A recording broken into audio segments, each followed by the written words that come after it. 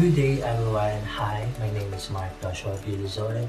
I am from Burabad, Lagunay, Camarines Sur. I was born July 19, 2001 and I'm 23 years old. And I am second year college of Partido State University, Goa campus, taking a Bachelor of Automotive Technology.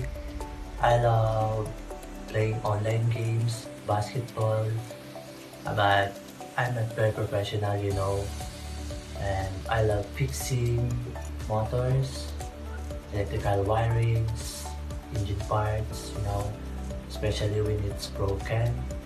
And sometimes I spending my time riding, using my motorbikes, nature.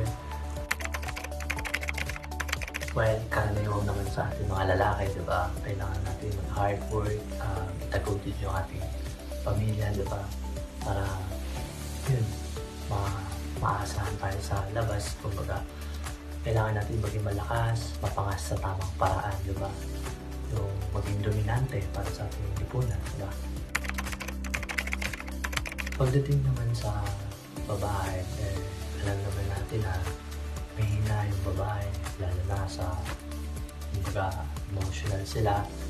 And expectation ko sa mga babae is tungkulin nila na mga kababaihan na mag-alaga at pamamahala ng tahanan, kumbaga sa bahay, diba? And pag-aalaga sa mga miyembro sa bawat pamilya, diba? So yung challenging sa gender of society, pagdating sa mga kababaihan, mahirap balansehin yung mga trabaho, responsibilidad, diba? Kasi lahat naman ng trabaho minsan is nakatuon, kumbaga sa mga lalaki, diba? Pero alam naman natin na kung ano yung kaya ng lalaki, kinakaya din naman ng babae, diba? So, mahirap lang balance kasi may mga kahinaan yung babae compared sa mga lalaki.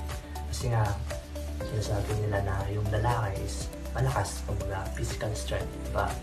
And, yun, expectation ko sa society na to.